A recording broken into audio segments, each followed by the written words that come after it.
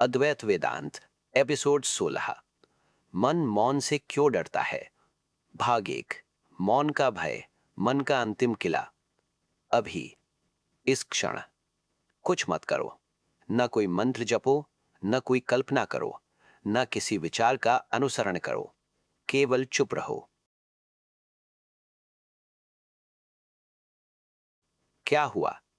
क्या वास्तव में शांति आई या कुछ और हुआ? क्या अचानक विचार और तेज हो गए? क्या मन ने किसी स्मृति को उठा लिया? क्या उसने भविष्य की कोई योजना बनानी शुरू कर दी? क्या उसने कहा कि यह समय व्यर्थ जा रहा है, कुछ सोचना चाहिए, कुछ करना चाहिए? यदि ऐसा हुआ तो तुमने एक अत्यंत महत्वपूर्ण बात देख ली। मन को शोर से प्रेम नहीं है, मन को स्वयं के अस्तित्व से प्रेम है, और मौन उस अस्तित्व के लिए सबसे बड़ा खतरा है। हमने पिछले एपिसोड में देखा था, दुख की जड़ अलगाव है और अलगाव की जड़ है अहंकार। अब हमें अहंकार का सबसे सूक्ष्म रूप समझना है। वो कहाँ रहता है, किस पर जीवित रहता है, उसका भोजन क्या है? उत्तर है विचार। अहंकार विचारों से बना है, विचारों पर टिका है और विचारों के माध्यम से ही स्वयं को बनाए रखता है। इसलिए जहां विचार नहीं है, वहां अहंकार स्वयं को असुरक्षित महसूस करता है। अमृत बिंदु उपनिषद कहता है, मनो एव मनुष्याणाम कारणम बंध मोक्षयोः। मनुष्य के बंधन और मुक्ति दोनों का कारण मन ही है। ध्यान दो, उपनिषद संसार को दोष नहीं देता, परिस्थितियों को दोष नहीं देता, भाग्य को दोष नहीं देता। वो सीधे मन की ओर संकेत करता है, क्योंकि मन ही संसार का निर्माता है। लेकिन यहां एक रहस्य है। मन का सबसे बड़ा भय दुख नहीं है, मन का सबसे बड़ा भय असफलता नहीं है, मन का सबसे बड़ा भय मृत्यु भी नहीं है। मन का सबसे बड़ा भय है मौन। क्यों? क्योंकि मौन में मन स्वयं को पकड़ नहीं पाता। जब विचार होते हैं तो मन कह सकता है मैं हूं। जब स्मृतियां होती हैं तो मन कह सकता है ये मेरी कहानी है। जब इच्छाएं होती हैं तो मन कह सकता है मुझे ये पाना है। लेकिन जब मौन होता है तो ये सब गायब होने लगते हैं। और तब एक प्रश्न उठता है कि यदि विचार नहीं है तो मैं कौन हूं? यही प्रश्न मन को भयभीत करता है। मांडूक्य उपनिषद तुरीय का वर्णन करते हुए कहता है, नान्तः प्रज्ञम न बहिर्प्रज्ञम न उभयतः प्रज्ञम। वो न भीतर का ज्ञान है, न बाहर का, न दोनों का। प्रपंचोपशमम शांतम शिवम अद्वैतम। वह समस्त प्रपंच का उपशम है, शांत है, मंगलमय है, अद्वैत है। ध्यान दो, उपनिषद ब्रह्म को किसी विचार के रूप में नहीं बता रहा, वह उसे प्रपंचोपशमम कह रहा है, जहां संपूर्ण मानसिक संसार शांत हो जाता है। यही कारण है कि मौन केवल ध्वनि का अभाव नहीं है, मौन मानसिक गतिविधि के पार की स्थिति है। अब अपने जीवन को देखो, क्या तुम वास्तव में कभी अकेले रहते हो? बाहरी रूप से शायद, लेकिन भीतर वहां निरंतर संवाद चल रहा है। कोई टिप्पणी कर रहा है, कोई निर्णय ले रहा है, कोई तुलना कर रहा है, कोई अतीत को दोहरा रहा है, कोई भविष्य बना रहा है। मन निरंतर बोल रहा है, और यही निरंतर बोलना उसे जीवित रखता है।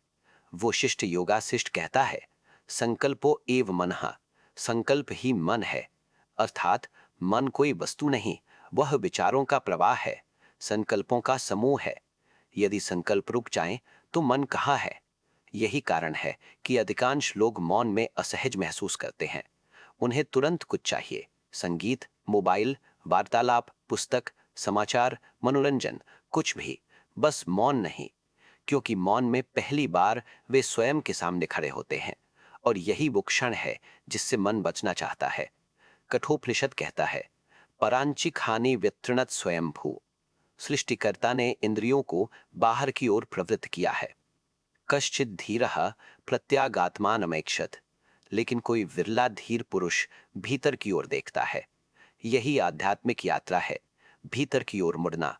और भीतर की ओर मुड़ने का पहला द्वार है मौन।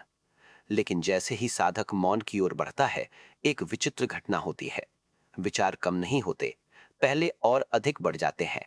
दबी हुई स्मृतियां उठती हैं, भय उठते हैं, असुरक्षाएं उठती हैं, अधूरी इच्छाएं उठती हैं और साधक सोचता है कि मेरा ध्यान खराब हो रहा है, लेकिन वास्तव में पहली बार वो मन को देख रहा होता है। पहले भी यही सब था, लेकिन शोर इतना अधिक था कि दिखाई नहीं देता था। भगवत गीता कहती है, चंचलम ही मनः कृष्ण प्रमाथि बलवद दृढ़म। मन अत्यंत चंचल है, बलवान है और कठिनता से वश में आता है। अर्जुन का ये प्रश्न केवल उसका नहीं था, ये प्रत्येक साधक का प्रश्न है। और अगले भाग 2 में हम देखेंगे कि यदि मन मौन से डरता है तो ध्यान में वास्तव में क्या होता है। जब हम ध्यान में बैठते हैं तो विचार अचानक बढ़ क्यों जाते हैं, और क्यों अधिकांश साधक मौन के द्वार से ठीक पहले लौट जाते हैं। और हम उपनिषदों, योगा वशिष्ठ, अष्टावक्र गीता और अद्वैत की दृष्टि से समझेंगे कि मौन तक पहुंचने से पहले मन का अंतिम प्रतिरोध कैसा दिखता है। भाग 2। ध्यान में विचार बढ़ते क्यों हैं। अधिकांश साधकों के साथ एक विचित्र घटना होती है। जब वे ध्यान प्रारंभ करते हैं तो उन्हें लगता है कि मन पहले से अधिक अशांत हो गया है। वे कहते हैं, पहले तो इतने विचार नहीं आते थे। जैसे ही ध्यान में बैठता हूं, विचारों का तूफान शुरू हो जाता है। मैं शांत होने आया था, लेकिन भीतर तो और अधिक शोर है। और यहीं अधिकांश लोग एक बड़ी भूल कर बैठते हैं। वे मान लेते हैं कि ध्यान असफल हो रहा है। लेकिन अद्वैत वेदांत कहता है, ध्यान असफल नहीं हो रहा। पहली बार तुम्हें अपना मन दिखाई दे रहा है। कल्पना करो, एक तालाब है। वर्षों से उसका जल गंदला है, लेकिन तुमने कभी उसे ध्यान से देखा ही नहीं। एक दिन तुम उसके किनारे बैठ जाते हो। अब तुम्हें कीचड़ दिखाई देने लगती है। क्या बैठने से कीचड़ पैदा हुई? नहीं, वो पहले से वहां थी, अब केवल दिखाई देने लगी। ध्यान में भी यही होता है। विचार बढ़ते नहीं हैं, वे प्रकट होते हैं। योग वासिष्ठ कहता है, चित्तम में वही संसारः। चित्त ही संसार है। ध्यान दो, ऋषि बाहरी संसार की बात नहीं कर रहे। वो उस संसार की बात कर रहे हैं जो भीतर निरंतर चल रहा है। स्मृतियों का संसार, कल्पनाओं का संसार, आशाओं का संसार, भयों का संसार। जब साधक पहली बार भीतर देखता है तो उसे ये पूरा संसार दिखाई देने लगता है। अब प्रश्न है, विचार इतने शक्तिशाली क्यों लगते हैं? क्योंकि वर्षों तक हमने उन्हें सत्य माना है। जब कोई विचार कहता है, तुम पर्याप्त नहीं हो, तो हम उस पर विश्वास कर लेते हैं। जब कोई विचार कहता है, भविष्य खतरनाक है, तो हम भयभीत हो जाते हैं। जब कोई विचार कहता है, तुम असफल हो, तो हम दुखी हो जाते हैं।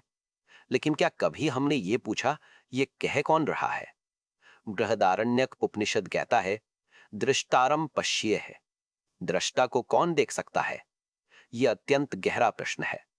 हम विचारों को देखते हैं, भावनाओं को देखते हैं, स्मृतियों को देखते हैं, लेकिन देखने वाले को देखने का प्रयास नहीं करते।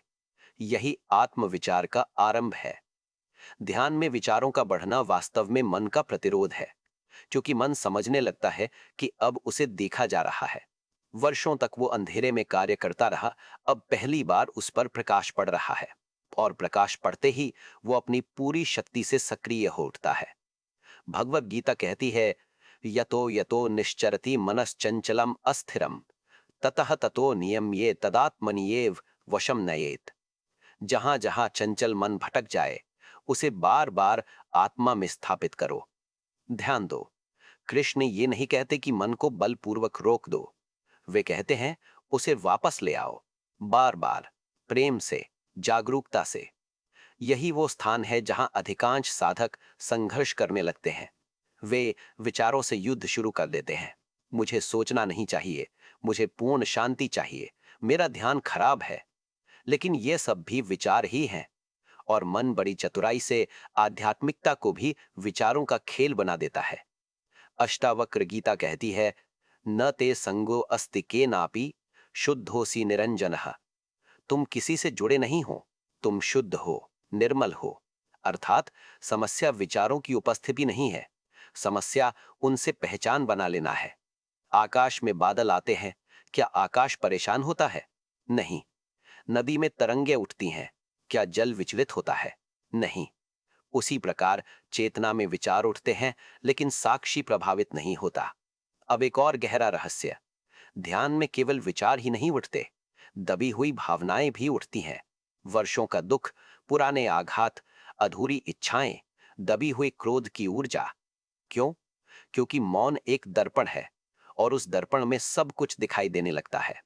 कठोपनिषद कहता है, यदा पंचावतिष्ठन्ते ज्ञानानि मनसा सह बुद्धिश्चना विचेष्टते तामाहुः परमाम गतिम। जब इंद्रियां, मन और बुद्धि शांत हो जाते हैं, तब परम अवस्था प्राप्त होती है। लेकिन इस शांति से पहले मन की सारी गतिविधियां सतह पर आती हैं। यही साधना का शुद्धिकरण है।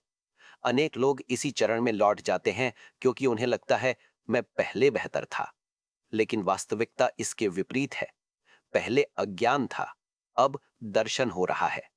पहले मन छिपा हुआ था, अब प्रकट हो रहा है। पहले कैद थी, अब मुक्ति की प्रक्रिया शुरू हुई है।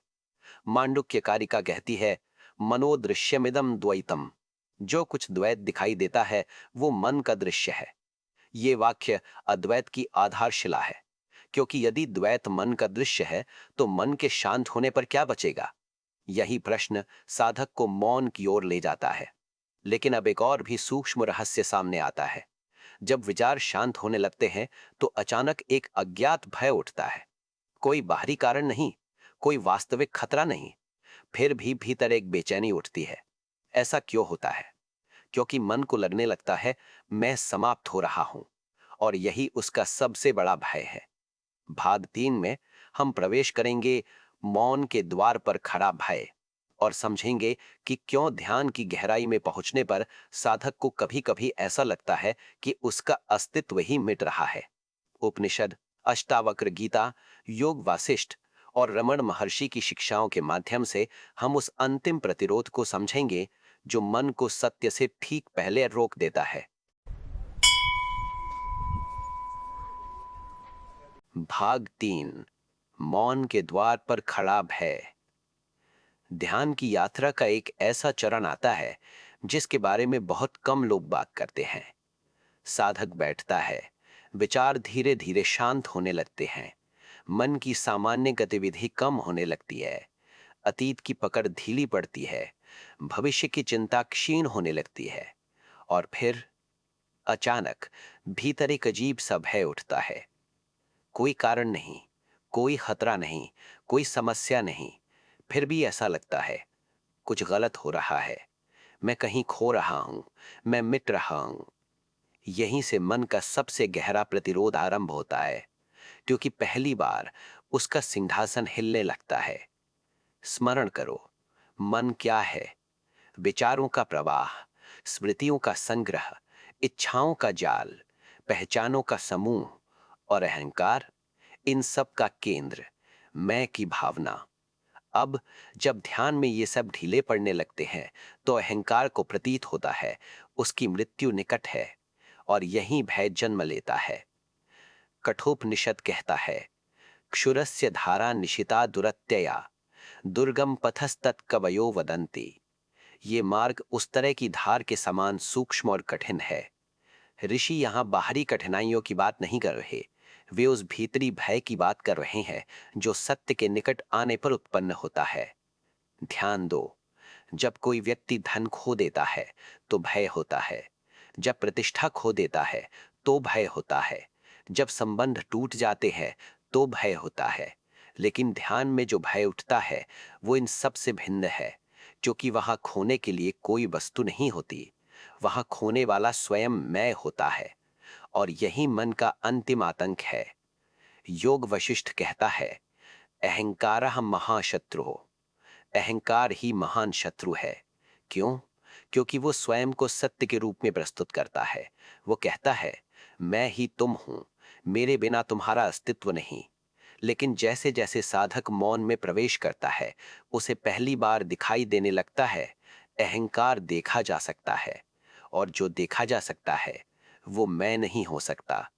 यही वो क्षण है जहां अनेक साधक पीछे लौट जाते हैं, क्योंकि उन्हें लगता है, मैं नियंत्रण खो रहा हूं, मैं गायब हो रहा हूं, मैं शून्य में गिर रहा हूं। लेकिन अद्वैत कहता है, जो गायब हो रहा है वो तुम नहीं हो, वो केवल भ्रम है। अष्टावक्र गीता कहती है, ना हम देहो न मे देहो, बोधो अहम इति निश्चितः। मैं शरीर नहीं हूं, शरीर मेरा नहीं है, मैं शुद्ध बोध हूं। ध्यान दो, ये केवल बौद्धिक कथन नहीं, ये अनुभव का उद्घोष है। जब साधक मौन में उतरता है तो पहली बार ये सत्य जीवित होने लगता है। अब एक अत्यंत सूक्ष्म बात, मन मौन से इसलिए नहीं डरता कि मौन खतरनाक है। मन मौन से इसलिए डरता है क्योंकि मौन सत्य है, और सत्य के सामने भ्रम टिक नहीं सकता। जैसे अंधकार प्रकाश से नहीं लड़ सकता, वैसे ही अहंकार मौन के सामने टिक नहीं सकता। इसलिए वो अंतिम प्रयास करता है, और ये प्रयास कई रूपों में आता है। अचानक बेचैनी, अचानक नींद, अचानक विचारों का विस्फोट, अचानक शरीर में असुविधा, अचानक कोई पुरानी स्मृति, अचानक कोई नई योजना। मन कुछ भी करेगा, बस तुम्हें मौन में स्थिर न रहने दे। मांडुक्य कारिका कहती है, अनादि मायया सुप्तो यदा जीवः प्रबुज्यते, अजम मनिद्रम स्वप्नम अद्वैतम बुध्यते तदा। अनादि माया में सोया हुआ जीव जब जागता है, तब वो अजन्मा, निद्रा रहित, स्वप्न रहित अद्वैत सत्य को जानता है। ये जागरण सरल नहीं लगता, क्योंकि जो सो रहा था वो मन था, और जागने पर सबसे पहले उसी की सत्ता प्रश्नों में पड़ती है। इसीलिए रमण महर्षि कहा करते थे, आत्मज्ञान प्राप्त करना कठिन नहीं है, कठिन केवल अहंकार को छोड़ना है। और अहंकार को छोड़ना कठिन इसलिए लगता है क्योंकि हम उसे स्वयं समझ बैठे हैं। कैवल्य उपनिषद कहता है, श्रद्धा भक्ति ध्यान योगा दवे ही। श्रद्धा भक्ति और ध्यान के द्वारा उसे जानो। यहां उसे का अर्थ किसी देवता से नहीं, अपने वास्तविक स्वरूप से है। अब कल्पना करो, एक नमक की गुड़िया समुद्र की गहराई मापने निकली। जैसे जैसे वो समुद्र में उतरी, वैसे वैसे खुलने लगी, और अंततः पूरी तरह समुद्र में विलीन हो गई। अब प्रश्न उठता है, क्या वो नष्ट हो गई या समुद्र बन गई? यही साधक की स्थिति है। अहंकार को लगता है मैं नष्ट हो जाऊंगा, लेकिन आत्मा जानती है मैं अपने वास्तविक स्वरूप में लौटूंगा। यदा सर्वे प्रमुच्यन्ते कामाः ये अस्य हृदि श्रिताः, अथ मर्त्यो अमृतो भवति। निरस्त विषयासंगम सन्निरुद्धम मनोहृदि, शांतो दान्तो उपरतः तितिक्षुः, आत्मन्येव आत्मना तुष्टः। ये सभी मंत्र एक ही दिशा में संकेत करते हैं। जब मन शांत होता है तब कुछ खोता नहीं, वास्तव में पहली बार सत्य प्रकट होता है। लेकिन अब सबसे बड़ा रहस्य शेष है। यदि मन मौन से डरता है, यदि अहंकार मौन के द्वार पर अंतिम संघर्ष करता है, तो फिर उस द्वार के पार क्या है? क्या वहां केवल शून्यता है? क्या वहां विचारों का अभाव है? या वहां कुछ ऐसा है जिसे शब्दों में व्यक्त नहीं किया जा सकता? भाग 4 में हम प्रवेश करेंगे, मौन के पार क्या है, और उपनिषदों, अष्टावक्र गीता, गौड़पादाचार्य, आदि शंकराचार्य और रमण महर्षि की दृष्टि से समझेंगे कि जब मन पूरी तरह शांत हो जाता है तो क्या शेष बचता है। भाग 4, मौन के पार क्या है। मौन। मनुष्य इस शब्द को सुनते ही सामान्यतः क्या सोचता है? ध्वनि का अभाव, बातचीत का रुक जाना, बाहरी शांति। लेकिन अद्वैत वेदांत जिस मौन की बात करता है, वो इससे कहीं अधिक गहरा है। वो केवल शब्दों का मौन नहीं है, वो मन का मौन है, वो अहंकार का मौन है, वो उस निरंतर चलने वाली मैं की कथा का मौन है। और यही कारण है कि ऋषियों ने मौन को साधना का अंत नहीं, बल्कि सत्य का द्वार कहा। अब प्रश्न है, जब मन शांत हो जाता है तो क्या बचता है? सामान्य बुद्धि कहती है, कुछ नहीं, क्योंकि हम सोचते हैं यदि विचार नहीं है तो अनुभव भी नहीं होगा, यदि स्मृतियां नहीं है तो पहचान भी नहीं होगी, यदि अहंकार नहीं है तो अस्तित्व भी नहीं होगा। लेकिन अद्वैत वेदांत कहता है, यही सबसे बड़ी भूल है। मांडूक्य उपनिषद कहता है कि न प्रज्ञम न प्रज्ञम, अदृष्टम अव्यवहार्यम अग्राह्यम, वो न ज्ञात वस्तु है, न अज्ञात वस्तु, न इंद्रियों से ग्रहण किया जा सकता है। एकात्म प्रत्यय सारम प्रपंचोपशमम शांतम शिवम अद्वैतम। वो एकात्म अनुभव का सार है, प्रपंच का उपशम है, शांत है, शिव स्वरूप है, अद्वैत है। यही तुरीय है। जागृत से परे, स्वप्न से परे, सुषुप्ति से परे, लेकिन इन तीनों में सदैव उपस्थित। ध्यान दो, जब तुम जागते हो तब भी तुम हो, जब स्वप्न देखते हो तब भी तुम हो, जब गहरी नींद में होते हो तब भी तुम हो। तीनों अवस्थाएं बदलती रहती हैं, लेकिन जो उनकी उपस्थिति और अनुपस्थिति को संभव बनाता है वो नहीं बदलता। वही आत्मा है, वही साक्षी है, वही ब्रह्म है। बृहदारण्यक उपनिषद कहता है, नेति नेति, ये नहीं, ये नहीं। ऋषि सत्य को परिभाषित नहीं करते, वे केवल असत्य को हटाते हैं। तुम शरीर नहीं, नेति। तुम विचार नहीं, नेति। तुम स्मृति नहीं, नेति। तुम अहंकार नहीं, नेति। और जब सब कुछ हट जाता है तो जो शेष बचता है उसे हटाया नहीं जा सकता, क्योंकि वही तुम हो। यही कारण है कि अद्वैत में आत्मज्ञान कोई उपलब्धि नहीं है, ये कुछ नया प्राप्त करना नहीं है, ये केवल भ्रम का समाप्त होना है। जैसे बादल हटते हैं और सूर्य प्रकट हो जाता है, सूर्य नया नहीं आया, वो पहले भी था। उसी प्रकार आत्मा को प्राप्त नहीं किया जाता, वो सदैव उपस्थित है, केवल मन का आवरण हटता है। अष्टावक्र गीता कहती है, त्वं व्योमवत् सर्वगतश्चिर स्थिरः। तू आकाश के समान सर्वव्यापी है। न ते बंधो अस्ति मोक्षो वा। न तेरा बंधन है, न मुक्ति। यह अत्यंत क्रांतिकारी घोषणा है। अद्वैत कहता है, जिसे मुक्ति चाहिए वो अहंकार है, आत्मा को कभी बंधन था ही नहीं। यही कारण है कि सभी महान ज्ञानी अंततः मौन की ओर चले गए। रमण महर्षि ने कहा, मौन ही सर्वोच्च उपदेश है। क्यों? क्योंकि शब्द हमेशा द्वैत पैदा करते हैं। शब्दों में बोलने वाला और सुनने वाला होता है, ज्ञाता और ज्ञेय होता है, लेकिन मौन में यह विभाजन टूटने लगता है। दक्षिणामूर्ति स्तोत्र में आदि शंकराचार्य कहते हैं, मौन व्याख्या प्रकटित परब्रह्म तत्वम युवानम। दक्षिणामूर्ति ने मौन के द्वारा परब्रह्म का उपदेश दिया।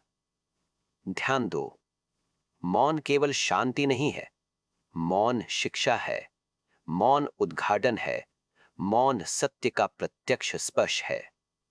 अब एक अंतिम रहस्य, जब साधक मौन में स्थिर होने लगता है तो उसे एक ऐसी स्वतंत्रता का अनुभव होने लगता है जो किसी वस्तु पर आधारित नहीं है। कोई कारण नहीं, कोई उपलब्धि नहीं, कोई विशेष अनुभव नहीं, फिर भी भीतर एक गहरी सहजता होती है, क्योंकि पहली बार वो स्वयं को अनुभवों के माध्यम से नहीं, स्वयं के रूप में जानने लगता है। यो वै भूमा तत्सुखम, छांदोग्योपनिषद। जो अनंत है वही सुख है। नाल पे सुखमस्ति, सीमित में सुख नहीं है। आत्मानंदः स्वयं ज्योति, आत्मोपनिषद। आत्मा स्वयं प्रकाशमान आनंद है। सत्यम ज्ञानम अनंतम ब्रह्म, तैत्रीय उपनिषद। ब्रह्म सत्य है, ज्ञान है, अनंत है। यह आत्मा अपहत पापमा विजरो विमृत्यु, छांदोग्योपनिषद। ये आत्मा जरा और मृत्यु से परे है। अयमात्मा ब्रह्म, मांडूक्योपनिषद। ये आत्मा ही ब्रह्म है। और अब साधक समझता है, मुझे मौन से कभी भय नहीं था, मुझे अपने विलय से भय था, मुझे अपनी कहानी के अंत से भय था, मुझे अपने अहंकार के समाप्त होने से भय था। लेकिन अब स्पष्ट हो जाता है, जो समाप्त होता है वो सत्य नहीं था, और जो सत्य है वो कभी समाप्त नहीं हो सकता। न जायते म्रियते वा कदाचित, भगवद गीता। न आत्मा जन्म लेती है, न मरती है। अजो नित्यो शाश्वतो यम पुराणः। वो अजन्मा है, नित्य है, शाश्वत है। एको वशी सर्वभूतांतरात्मा, कठोपनिषद। एक ही आत्मा सभी प्राणियों में स्थित है। चिदानंद रूपो शिवो हम निर्वाण षटकम। मैं चिदानंद स्वरूप शिव हूं। और अब जब मन का भय समझ में आ गया, जब मौन का रहस्य थोड़ा खुल गया, तो एक नया प्रश्न सामने आता है। यदि अहंकार मौन में कमजोर पड़ता है, तो वो बनता कैसे है? ये मैं की भावना जन्म कहां से लेती है? कब एक शुद्ध चेतना स्वयं को सीमित व्यक्ति समझने लगती है? क्यों एक बालक धीरे धीरे मैं और मेरा की दुनिया में प्रवेश करता है? एपिसोड 16 समाप्त। इस एपिसोड में हमने समझा मन मौन से क्यों डरता है, ध्यान में विचार बढ़ते क्यों दिखाई देते हैं, मौन के द्वार पर अहंकार का अंतिम प्रतिरोध क्या है, तुरीय साक्षी और आत्मा का अद्वैत स्वरूप, मौन के पार क्या प्रकट होता है। अगले एपिसोड 17 में हम समझेंगे नेति नेति स्वयं को मिटाने की प्राचीन विधि। हम अद्वैत वेदांत की सबसे शक्तिशाली साधना में प्रवेश करेंगे, वो साधना जिसमें कुछ जोड़ा नहीं जाता बल्कि हटाया जाता है। एक एक परत, एक एक पहचान, एक एक भ्रम, जब तक केवल शुद्ध आत्मा शेष न रह जाए। और हम समझेंगे कि क्यों ऋषियों ने कहा नीति नीति, ये नहीं, ये भी नहीं। अब यात्रा और भी सूक्ष्म होने वाली है, नेति नेति की दिशा में।